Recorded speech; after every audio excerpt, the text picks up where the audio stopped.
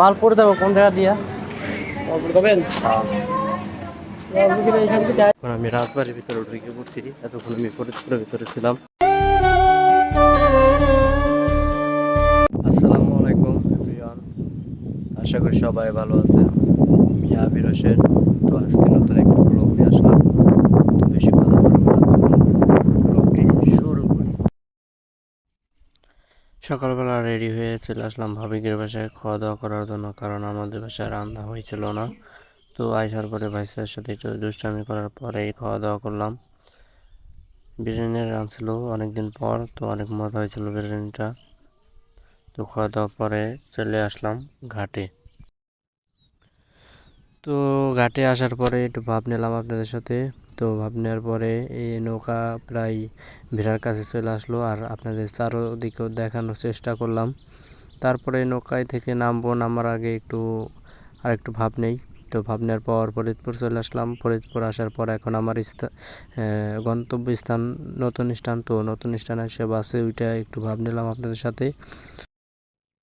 আমার গন্তব্যস্থান এখন মধুখালী। তো মধুখালী চলে আসলাম। মধুখালী আসার পরে আপনাদের চারোদিক দেখানোর চেষ্টা করতেছি।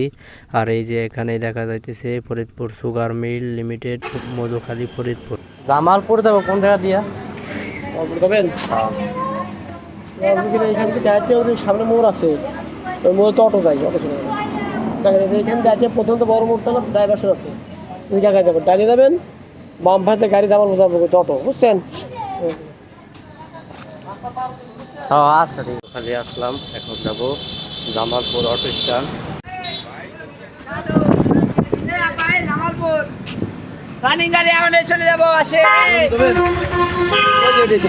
এখন আমি রাজবাড়ির ভিতরে ঢুকে পড়ছি। এতক্ষণ আমি ফরিদপুরের ভিতরে ছিলাম।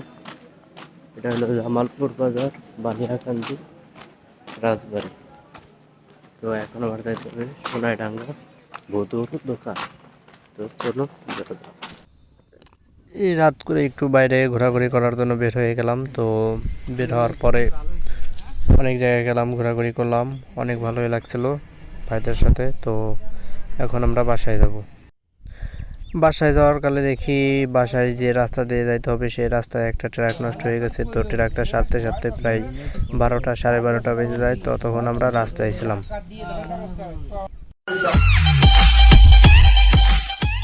আসসালামু আলাইকুম গাইজ, আশা করি ভালো আছি। আমিও ভালো আছি। আর আজকে রাজবাড়ি আমার দ্বিতীয় দিন। তো কালকে এসে ক্লান্ত হয়ে গেছিলাম, একটা ভিডিও করতে পারি নাই। ফুটবল খেলছি, এগুলো ভিডিও করতে পারি নাই। আজকে তো ফুটবল খেলছি, সেগুলি ভিডিও করব আর আপনাদের দেখাবো।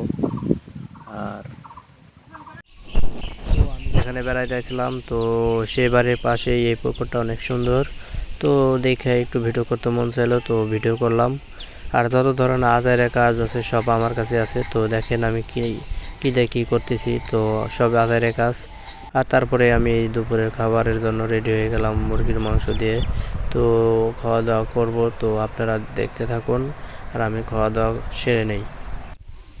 খাওয়া দাওয়া শেষ করার পরে ঘুরতে চলে আসলাম বাগানে। তো সুন্দর একটা বাগান, সাথে আবার পুকুর রয়েছে। তো অনেক মজা হয় এই জায়গা। আর এই জায়গায় বসে বেশিরভাগ আড্ডা দেওয়া হয়।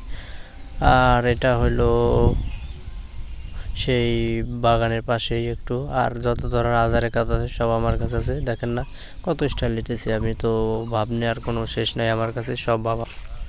তো বলছিলাম ফুটবল খেলার কথা। তো এখানে ফুটবল খেলার মাঠ। তো আমি মাঠে চলে আসলাম।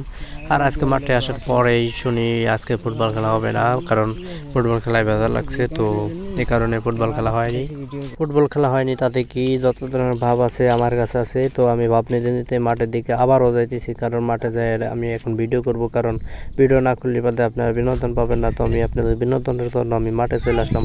আর মাঠটা দেখানোর অনেক চেষ্টা করলাম। আমরা মাঠে চলে আসি, মাঠে লোকজন নাই, বল খেলুম। দেখা গেল আজকে খেলাই হইলো না, ঠিক আছে।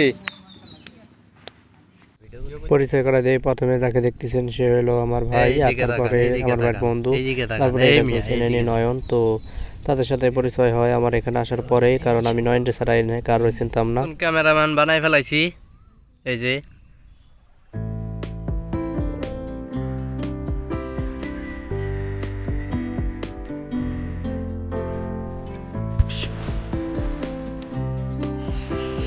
আমাদের দাও